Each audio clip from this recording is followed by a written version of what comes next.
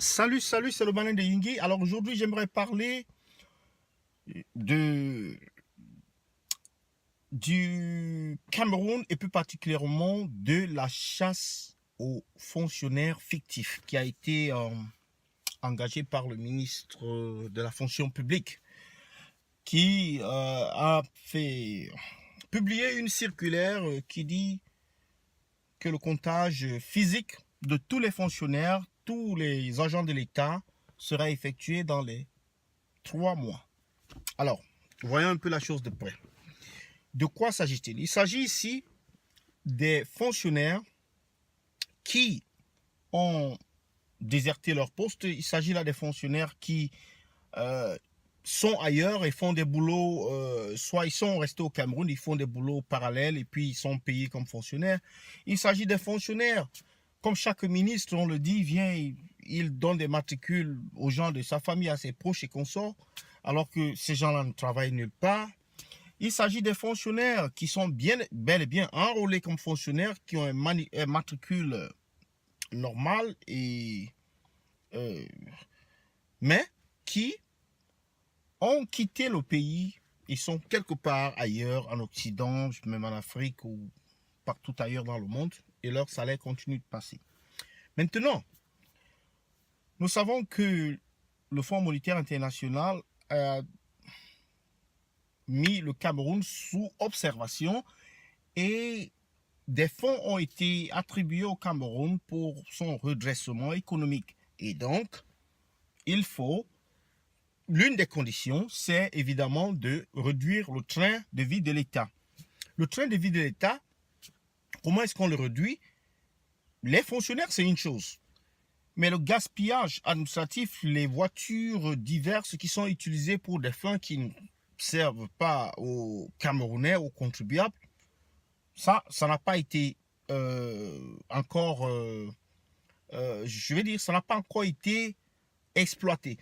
Donc, il y a toutes ces voitures-là, il y a tous ces, comment je peux dire, ces fonds qui sont donnés à ces ministres pour l'entretien des édifices, il y a les frais de mission.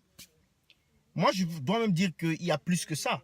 Parce qu'il y a autant de ministères au Cameroun qu'on se demande, mais attends, c'est de quel pays? Parce que même en France, il n'y a pas autant de ministres. Même en France, il n'y a pas autant de ministres.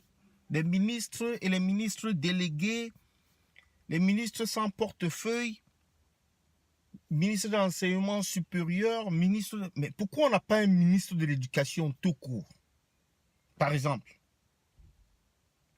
ministre des Travaux publics, ministre de... comment on peut dire là, de la décentralisation, ministre de l'administration territoriale. Franchement, on abonde beaucoup dans les titres plutôt que dans le travail. C'est tous ces titres-là, en fait, qui sont là pour... qui résonnent bien dans la tête des gens, mais en réalité qui ne servent à rien. Parce que rien ne change dans le quotidien des Camerounais. Absolument rien. Et donc le ministre a décidé qu'il va commencer plutôt par le contrôle du personnel.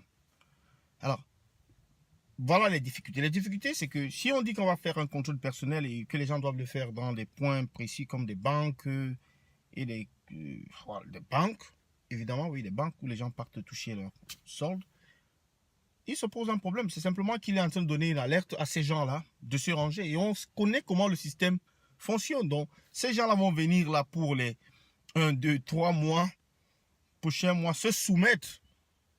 3 mois, c'est beaucoup. C'est ça le problème. On peut avertir, mais 3 mois, c'est beaucoup. Ils vont venir se soumettre au contrôle et puis ils vont le passer. Et puis, on n'aura pratiquement rien attrapé. Donc, ça manque un peu de sérieux. Et puis, on disait aussi que les gens peuvent trahir d'autres personnes. Donc, si les gens viennent et donnent des informations, alors ça aussi, il y a un numéro, il y a un compte email où tu peux envoyer des informations et consorts. Mais simplement, on disait que ça manque de rémunération. Ça veut dire que de payer ces gens-là pour qu'ils puissent donner, les récompenser pour qu'ils puissent donner ces informations. Donc, quand on attrape quelqu'un, alors qu'on puisse donner quelque chose à la personne qui a trahi pour que le système puisse fonctionner. Parce que, comme disait l'autre, c'est... Ouais, comme disait quelqu'un, c'est de dire que quelqu'un va dire, mais attends, de quoi je me mêle? Ce n'est pas mon problème. Moi, j'ai quoi à gagner là-bas? Je n'ai rien à gagner, donc je ne dis rien. Tout comme il y a les représailles, on parlait d'anonymat, que ces révélations ou ces dénonciations soient faites à l'anonymat, etc., etc. Donc, que pensez-vous de ce décompte du personnel de l'État? Est-ce que on doit y attendre des fruits? Je laisse cela à votre appréciation. Merci beaucoup de partager la vidéo, aimez et abonnez-vous. Merci. Bye bye.